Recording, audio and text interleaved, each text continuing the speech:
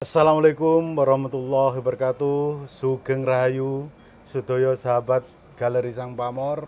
Kelawan rahmat ridho barokah sageda sahabat Sang Pamor diparingi kesarasan, sageda sahabat Sang Pamor diberi kelancaran rezeki yang barokah. Tur sageda sahabat GSP dilancaraken segala urusanipun. Tur sageta wilujeng rahayu selamat. Amin, amin ya robbal alamin. Oke sahabat Pamor, sesuai dengan janji kami, malam ini kita akan kupas dulur papat atau saudara kita. Dan amatlah penting ya Pak, untuk mengetahui atau mempelajari dulur papat limo pancer. Sugeng dalu Mbah, panggih malih dalu niki. Dalu rahayu selamat. Mugi-mugi terus sehat dan semangat Bang nggih. Insyaallah. Jadi ngasih petuah atau wejangan bagi kami khususnya Mbah. Pripun Mbah lek dulur papat limo pancer niki Mbah? Ngeten Mas Hamdi. Dalam arti sedulur papat limo pancer. Ada yang menyebutkan sedulur papat limo wujud. Limo wujud nggih. Nah ini harus bisa membedakan antara saudara empat. Ini sebagai wujud daripada suatu sifat, yaitu terkait daripada secara unsur alam yang bisa kita lihat. Nah sifatnya disebut amarah, subhiyah, aluama, mutmainah. Nah unsur alam itu ada di dalam diri kita sendiri. Nah bagaimana secara sifat api, secara kita itu semangat. Semangat ya. Ketegasan dan kecerdasan. Jadi amarah itu semangat gitu Pak? Semangat dan kecerdasan. Jadi nggak bisa dihilangi, tapi ditempatkan pada tempatnya. Ditempatkan pada tempatnya. Nah, contoh aja gini Mas Andi. Sudah pernah saya bahas. Orang merokok, ini mati, hidup, dihidupkan. Artinya ditempatkan di rokok. Ditempatkan. Kita merokok ini, padahal ini api, panas. Kalau kita hisap, kok jawabannya senang. Kalau ditanyakan enak, ya salah. Senang merokok. Senang merokok, senang. Nah api ini salah penempatan. Nah andai kan seperti rumah, disulut api, dikasih bensin, apa yang terjadi? Kebakaran Pak. Nah kan salah penempatan. Nah unsurnya seperti api, sekarang unsurnya angin. Nah angin ini sebagai sifat daripada Rahman. Bagaimana kita bisa berbuat dengan rasa sayang ini terhadap dengan bentuk kehidupan. Nah tinggal kita ini mengartikan daripada wujud sifat, mengimplementasikan itu secara bagaimana kita mengaktualitaskan ini. Untuk ke alam nyata ini Pak. Alam nyata ini. Nah contohnya seperti keinginan, wujud sifat daripada apa ini? Ya, amarah, air. Pak. Oh air. Ya. Nah air ini kadang-kadang itu menunjukkan suatu sikap sifat daripada kita ketawaduan, rendah hati. Janganlah kita berbuat di muka bumi dengan kesombongan. Karena air mengalir ke yang rendah, tempat Pak, yang rendah. Bagaimana kita bisa saling menghargai dan menghormati sesama manusia dan sesama kehidupan. Contohnya bumi itu sifatnya sabar, tenang. Nah ini tinggal ditempatkan kemana, sisi kepada sifat kemuliaan. Nah hidup ini kan mulia. Makanya kita kadang-kadang tidak bisa membedakan mana kehidupan, mana yang hidup. Nah hidup menempati tempat jasmania atau dengan bentuknya tumbuhan atau binatang. Baru kita ini bisa melihat kalau gerakan jasmania ini kemana arahnya. itu bisa dilihat secara sifatnya. Tiap bentuk ada sifatnya. Di situ Mas Andi. Jadi setiap bentuk ada sifatnya. Iya, seperti bumi tenang. Iya. Tapi kalau dia itu salah penempatan nih, kalau bumi ini bergerak rentak gimana sampai? Ya, jadi longsor, Longsor ya, jadi tsunami apa? gempa ya bang. Nah, seperti di dalam diri kita ini sifat-sifat ini bisa nggak ditempatkan pada tempatnya. Tempatnya. Bagaimana kita secara punya akhlak dan moral ini? Karena akal itu bentuknya sujud. Bagaimana kita ini sifat-sifat ini bisa ditempatkan pada tempatan secara ketaatan ini. Makanya kalau tiap di dalam khutbah itu kan disebutkan, ya ayyuhalladzina amanu usikum binafsi bitaqwallah. Taqwallah. Selalu taat kepada Allah, selalu taat kepada Allah. Dan di situ. Nah di dalam diri kita ini ya selalu taat. Bagaimana sifat-sifat bisa ditempatkan secara sujud ini. Nah inilah menjadikan suatu akhlakul harimah. Jadi suatu kemuliaan daripada akhlak. Nah itu yang menjadikan suatu kepribadian di dalam diri kita sendiri. Kalau dijelaskan seperti sering saya jelaskan itu yang disebut Tripitaka. 3 daya sadar di dalam diri kita ini. Sadar cipta, sadar rasa, sadar kasa. Ini kalau ditempatkan secara posisinya di posisi kemuliaan, insya Allah kita menjadikan kemuliaan hidup. Ya kalau orang Jawa itu bilang sering ditempatkan kepada karomah lah bahasa Arab. Karomah. Kekuatan, kesaktian itu bisa dibentur dengan lewatan puasa, tapa berata. Itu bisa terbukti Mas.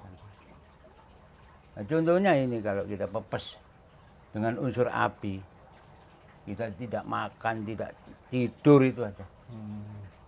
Itu bisa terbentuk. Nah itu kalau orang-orang bilang bisa menjadikan tenaga dalam. Iya. Itu bisa digunakan secara pukulan yang jauh itu Mas. Kalau unsur api digunakan untuk pemukulan jarak jauh, jelas itu hancur itu yang dipukul. Berarti ada ritual khusus Pak ya? Nah ritual khusus. Atau amalan. Amalan. Untuk membangkitkan dulur papat itu Bang. Nah dulur papat ini. Nah sebenarnya di situ kurang lengkap sebenarnya. Makanya orang Jawa bilang dulur papat lima pancer, pitu wujud songo nyawa. Nah pitu wujud itu di mana? Itu ya saudara. Pitu wujud songo nyawa. Nyawa. Nah wujud hidupnya ini yang disebut ulu kulit daging balung susu mani. Nah 9 itu sebagai babakan 9 ini. Jalannya penglihatan, Lubang 9 ini, Pak, ya? penciuman, ucapan, pendengaran, sampai kemana ke bawah. Makanya dalam arti mulut bisa berbohong. Tapi kalau pantat ini, jubur, tidak pernah berbohong. Kalau dia itu berbunyi preketek-preketek iya, gitu ya, itu berarti apa? Nyentuh tuh. Encer. Berarti murus. Bohong enggak itu? Enggak pernah bohong. Kata orang Blitar masur-masur. Nah, coba kalau dia itu mengeluarkan nah itu berarti keras. Gitu. Nggak pernah bohong. Nggak pernah bohong. Makanya sama doa yang makbul. Coba usahakan. Kalau Doa yang membuang makbul, kotoran ini, sampean diam, tahan, hati bunyikan. Munajatnya ngomong apa yang sampean tuju itu? Nah, itu. Lancar rezeki. Iya. Insya Allah lancar itu Mas Andi. Itu sering Kok saya ada hubungan dari ke itu Pak? Lah kenapa? Suatu keikhlasan di situ itu Oh, tanpa ikhlas. batas. Iya, ikhlas. Mana sampean mengeluarkan kotoran itu? Iya. Kalau enggak keluar, getun di depan apa enggak? Aduh, getun enggak bisa keluar. Ya Malah di situ. Jadi penyakit, Pak. Ya? Jadi penyakit. Oh, letak keikhlasan di situ. Keikhlasan di situ. Mana ada orang yang memikirkan kotorannya sendiri. Iya. Biar ditemu teman atau ditemu orang. Pasti lupa, Mbak ya? Lupa. Lah di situ. Ya yang diingat siapa? Yang maha hidup itu. Itulah makbulnya. Kadang-kadang. Berarti cara doa untuk kabul satu harus ikhlas. Nah, Satu harus ikhlas. Jalan satu-satunya ya pas beol kita. coba itu buktikan. Iya, Kalau iya, tidak iya. terbukti, tampar saya ini Dulu. dengan sandal. Kalau keinginan apapun itu, tapi ya disertai dengan langkah usaha. Enggak usaha. Iya. Tidak diem terus ke kabul, tidak bisa. Jadi Pasti terjawab Mas Andri. iya benar-benar. Jadi aku pernah dengar juga bang untuk Kauro Dulur Papat itu masih tingkatan di Kanuragan. Nah, tinggal kita membenturnya, ditempatkan di mana. Iya. Kalau ke Kanuragan, ya terbukti. Iya. Nah ini kadang-kadang itu diambil kekuatan apa kemuliaannya. Kalau kemuliaan ya mengikuti ajaran Kanjeng Nabi, akhlakul karim. Karimah. Nggih. Karena Kanjeng Nabi itu diperintahkan untuk membenahi daripada akhlak dan moral. Kalau akhlak moral manusia tidak dibenahi, dunia ini akan hancur. Karena pemikiran manusia kecerdasan bisa menciptakan apa saja. Bisa menggunakan neutron, bisa menggunakan atom, bisa menggunakan bom biologis. Ini yang terjadi kerusakan apa enggak nanti di muka bumi.